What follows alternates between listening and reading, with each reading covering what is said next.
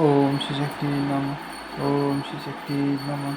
ओम श्री शक्ति नमः। ओम श्री शक्ति नमः।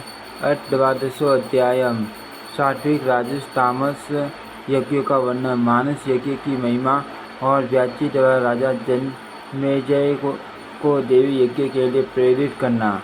राजा बोले, हे स्वामी, आप उन देवी के यज्ञ की विधि का पूर्ण रूप से सम्यक वर्णन कीजिए। उसे सुनकर मैं यथाशक्ति प्रमाद रहित होकर वह यज्ञ करूँगा। उस यज्ञ की पूजा विधि, उसके मंत्र, होम, द्रव्य, उसमें कितने ब्राह्मण हैं और दक्षिणा, इन सभी के बारे में निसंकोच बताइए।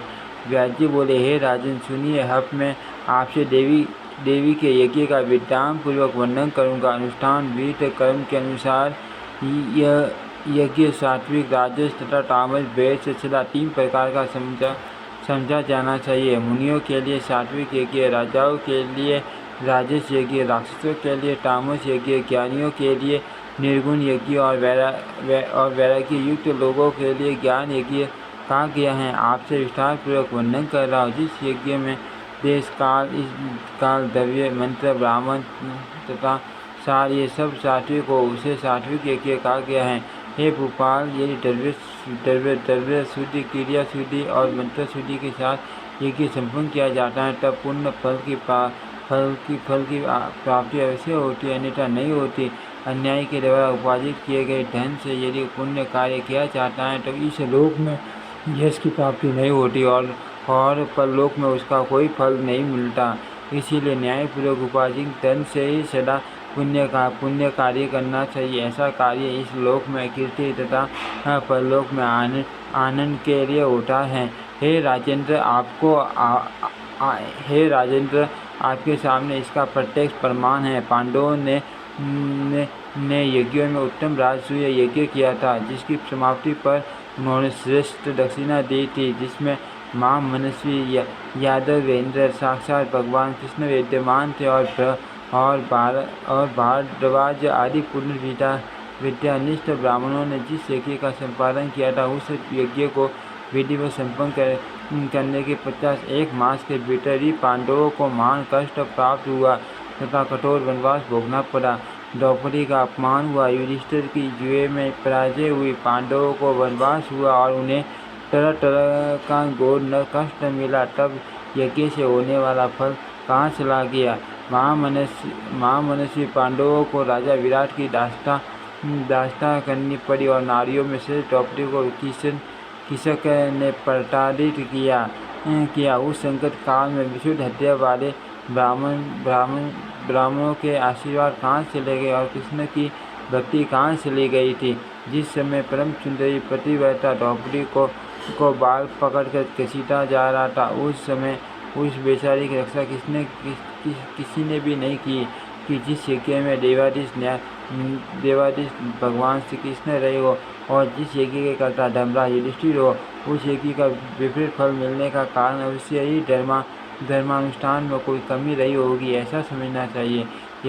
यदि कहा जाए कि प्रारब्ध ही ऐसा था तो सभी शास्त्र निष्फल हो जाएंगे और वेद मंत्र तथा अन्य धर्मग्रंथ निरर्थक सिद्ध होंगे। इसमें संशय नहीं है। प्रारब्ध तो अवश्यम भावी हैं।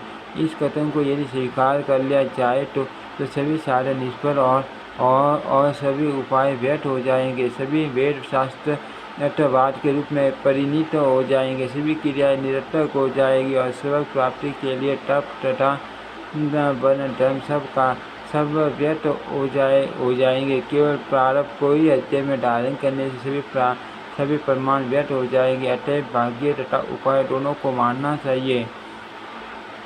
कर्म करने पर यदि विपरीत परिणाम प्राप्त होता है तो पंडित शिरोमणि विद्वानों को सोचना चाहिए कि कार्य करने में कोई कमी अवश्य रह गई थी। कर्मशील विद्वानों ने कर्तव्य भेद, मंत्र भेद तथा द्रव्य भेद से उस कर्म को अनेक प्रकार वाला बताया है। पूर्व काल में इंद्र ने यज्ञ में आचार्य के रूप में विश्वरूप का वर्णन किया था। उस विश्वरूप ने अपने मात्र पक्ष के दानवों के हितार्थ विपरीत कार्य किया। देवताओं तथा दानवों दोनों का कल्याण हो, ऐसा बार बार कहकर उसने माता पक्ष के जो असुर थे उनकी भी रक्षा की। तदनंतर दानवों को अत्यंत अष्टपुष्ट देखकर इंद्र कुपित हो उठे और उन्होंने वज्र से टटकार विश्वरूप के सिर काट दिए। इससे यह निसंदेह सिद्ध हो जाता है कि कर्ता के पैर से विपरीत फल हो जाता है। यदि इसे न माने तो ठीक नहीं, क्योंकि पंचला नरेश द्रुपद ने रोषपूर्वक द्रोणाचार्य के नाश के निमित्त एक पुत्र उत्पन्न होने के लिए यज्ञ किया था। इसके परिणाम स्वरूप यज्ञ वेदी के मध्य भाग में दुष्ट देवन तथा द्रौपदी ये दोनों ही उत्पन्न हुए थे। पूर्व काल में जब महाराज दशरथ ने पुत्रष्टि यज्ञ किया तो उन पुत्रहीन राजा दशरथ के भी 4 पुत्र उत्पन्न हुए। अत हे नरश्रेष्ठ, युक्तिपूर्वक किया गया कोई भी कार्य हर प्रकार से सिद्धि प्रदान करने वाला होता है, और युक्तिपूर्वक न किया गया कार्य स्वतः विपरीत फल प्रदान करने वाला होता है। जैसे पांडवों के यज्ञ में किसी दोष के कारण ही उन्हें विपरीत फल मिला और जुए में वे हार गए।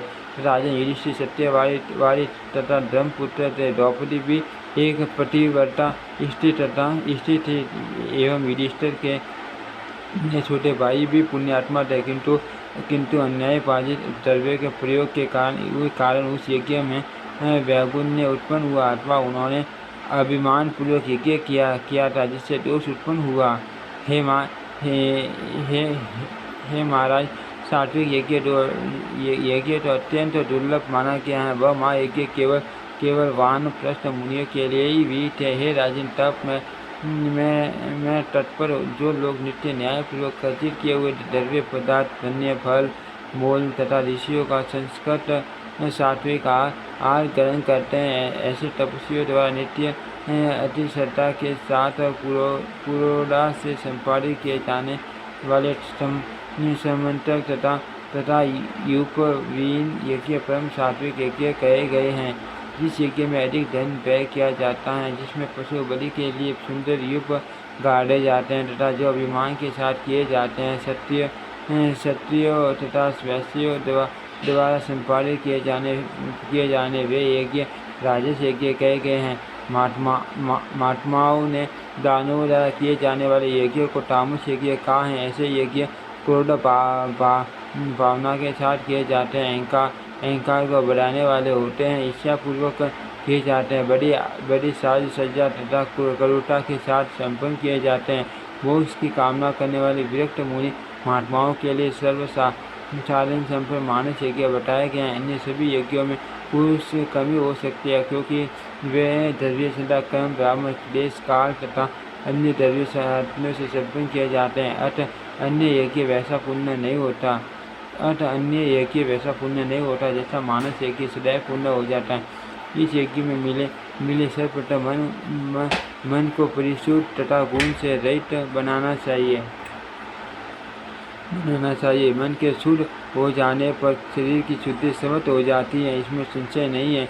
जब मनुष्य का मन इंद्रियों के विषयों को परित्याग करके पवित्र हो जाता है, तभी वह उस मानस यज्ञ को करने का अधिकारी होता है। तत्पश्चात वह अपने मन में पवित्र यज्ञ वृक्षों से निर्मित अनेक सुंदर स्तंभों से अलंकृत तथा अनेक योजन विस्तार वाले यज्ञ मंडप की रचना करके उसमें मन ही मन एक विशाल यज्ञ वेद की कल्पना करे और उस पर मानसिक अग्नि की विधि पूर्वक स्थापना करे। उसी प्रकार मन में ब्राह्मणों का वर्ण करके ब्रह्मा अद्वितीय होता है, प्रस्तोता, उद्गाता, प्रतिहर्ता तथा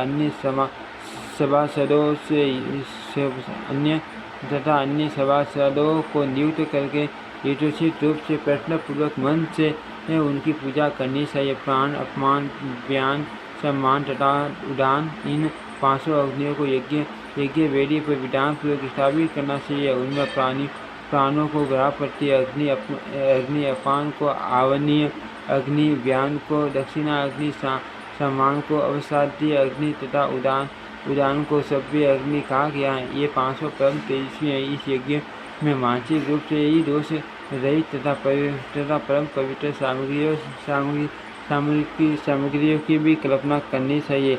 इस यज्ञ में होता है तथा यजमान दोनों के रूप में मन ही मन इस यज्ञ में होता है तथा यजमान दोनों के रूप में मन ही होता है। निर्गुण तथा विनाशी ब्रह्म इस यज्ञ में देवता होते हैं। निर्गुणा पराशक्ति सभी फलों को प्रदान करने वाली है। उन वैराग्य दायिनी कल्याणकारी ब्रह्म विद्या समस्त जगत की आधार स्वरूपा तथा जगत को व्याप्त करके सर्वत्र विराजमान रहने वाली आदि शक्ति स्वरूपा भगवती को प्रसन्न करने के उद्देश्य से दिविजय को मन कल्पित हवन सामग्रियों की आहुति अपने प्राण रूपी अग्नि में देनी चाहिए। हे प्रभु मानस हवन के पश्चात अपने मन को आलंबित करके कुंडली के मुख मार्ग से स्टार सुषमना रंध्र द्वारा शाश्वत ब्रह्म में अपने प्राणों की भी आहुति दे देनी चाहिए। अपनी अनुभूति से स्वयं का साक्षात्कार करके तथा महेश्वर वरी को अपनी आत्मस्वरूप जानकर समाधि योग से शांत होकर ध्यान करना चाहिए। इस प्रकार जब वह साधक सभी प्राणियों में अपने आप को तथा अपने में भी सभी प्राणियों को देखने में लगता है, तब वह बुद्धात्मा कल्याण स्वरूपा भगवती का दर्शन प्राप्त कर लेता है और उन सच्चिदानंद स्वरूपिणी का दर्शन करके ब्रह्म ज्ञानी हो जाता है। तब उसका सब माया जनित प्रपंच जलकर भस्म हो जाता है और केवल प्रारब्ध कर्म का भोग करने के लिए ही शरीर रहता है। तब वह जीवन मुक्त हो जाता है और मृत्यु के उपरांत मोक्ष प्राप्त करता है। जो भगवती को बचता है वह सब प्रकार से करते करते हो जाता है। इसलिए गुरु के वचनों के अनुसार संपूर्ण प्रयत्न के साथ श्री भुवनेश्वरी भगवती का ध्यान करके चरित्र का श्रवण तथा मनन करना चाहिए। हे राजन, इस प्रकार किया हुआ यज्ञ मोक्षप्रद होता है, इसमें संदेह नहीं है। इसके अतिरिक्त अन्य सकाम यज्ञ विनाशोन्मुख होते हैं। मनीषी विद्वान यह वेदानुसार बताते हैं कि सर्व की इच्छा वाले को विधि पूर्वक अग्निहोष्टम यज्ञ करना चाहिए। मेरी समझ में पुण्यशील होने पर पुण्य उन्हें मृत्यु लोक में आना ही पड़ता है। अक्षय फल वाला वह मानस यज्ञ श्रेष्ठ है। विजय की इच्छा रखने वाला राजा इस मानस यज्ञ को संपन्न नहीं कर सकता। हे राजन, अभी कुछ ही समय पूर्व आपने तामस सर्प यज्ञ किया था, जिसमें आपने दुरात्मा तक्षक से पैर का बदला चुकाया था और उसमें आपने करोड़ों सर्पों को अग्नि में जलाकर मार डाला था। हे नरश्रेष्ठ, अब आप विधि पूर्वक विष्णु देवी यज्ञ कीजिए, जिस पूर्व काल में सृष्टि के आरंभ में भगवान विष्णु ने किया था। हे राजेंद्र, मैं आपको उसकी विधि बता रहा हूँ, आप वैसा ही कीजिए। हे राजेंद्र, आपके यहाँ वेदों के पुण्य ज्ञाता विधि को जानने वाले देवी के बीज मंत्र के विधान के जानकर तथा मंत्र मार्ग के विद्वान अनेक ब्राह्मण हैं। वे ही उस यज्ञ में आपके याजक होंगे और आप यजमान बनेंगे। हे महाराज, इस प्रकार आप विधिवत देवी यज्ञ करके उस यज्ञ से मिले हुए पुण्य को अर्पित करके अपने दुर्गति प्राप्त पिता का उद्धार कीजिए। ब्राह्मण के अपमान से होने वाला पाप बड़ा भयंकर और नरकदायक होता है। हे अनक, आपके पिता वैसे ही सांप जनित दोष से ग्रस्त हो चुके हैं। साथ ही सांप के काटने से महाराज की अकाल मृत्यु हुई है और भूमि पर विषय कुचान पर नहीं अपितु आकाश में उनका मरण हुआ। उनकी मृत्यु न धनस्थल में हुई है और न गंगा तट पर ही अपितु हे कुरुश्रेष्ठ, आपके पिता बिना स्नान आदि किए ही मल में मर गए। हे नरश्रेष्ठ, ये सब कुछ साधन नरक के हेतु हैं। राजा के लिए नरक से बचने का एक उपाय था, किंतु वह अत्यंत दुर्लभ उपाय भी उनसे न बन सका।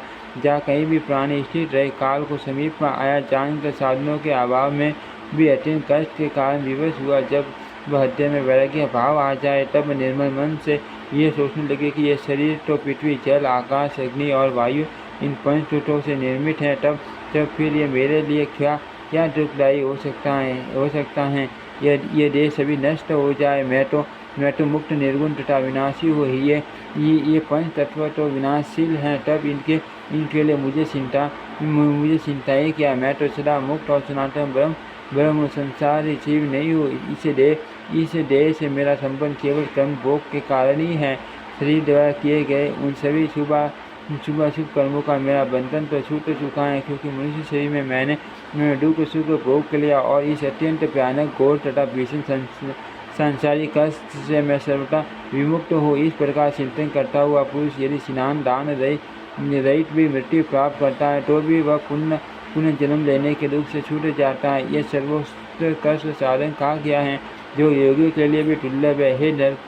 हे नरपृष्ठम आपके पिता ने ब्राह्मणों के द्वारा दिए गए उस शाप को सुनकर भी अपने शरीर के प्रति मोह रखा और वैराग्य का आश्रय नहीं लिया। उनकी यह प्रबल इच्छा थी कि मेरा यह शरीर सदा निरोग रहे, मैं निष्कंटक राज्य करता रहूँ और चिर काल तक कैसे जीता रहूँ।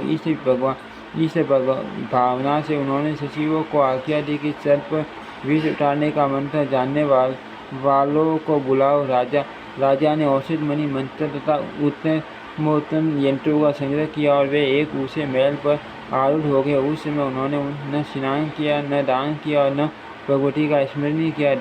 दैव को प्रदान मानकर वे भूमि पर भी नहीं सोए। कली के प्रभाव के कारण एक तपस्वी के प्रति अपमानजन्य पाप करके गोलमोल रूपी सागर में डूबकर महल के ऊपर सर्प के डसने से वे मर गए। ऐसे आसनों से अवश्य ही नरक होता है। इसीलिए हे नरश्रेष्ठ, अपने उन पिता का पाप से उद्धार कीजिए। श्रुति बोले, हे ऋषिगण, अमित तेजस्वी व्यास जी का यह वचन सुनकर महाराज जन्मेजय बड़े दुखी हुए और आंसू प्रवाह के कारण उनका कंठ रुद्ध गया। मन में पश्चाताप करते हुए वे कहने लगे, आज मेरे इस जीवन को धिक्कार है जो कि मेरे पिता नरक में पड़े हैं। इसीलिए अब मैं ऐसा उपाय करता हूँ जिसे उरातन नए राजा पीछे स्वर्ग चले जाए। इति श्रीमद्देवी भागवते महापुराणे अष्टादश शास्त्रायां संहितायां तृतीय स्कन्धे अम्बाय्य विधि वर्णन नाम द्वादशोऽध्यायः। ओम श्री शक्ति नमः। ओम श्री शक्ति नमः। ओम श्री शक्ति नमः। ओम श्री शक्ति नमः।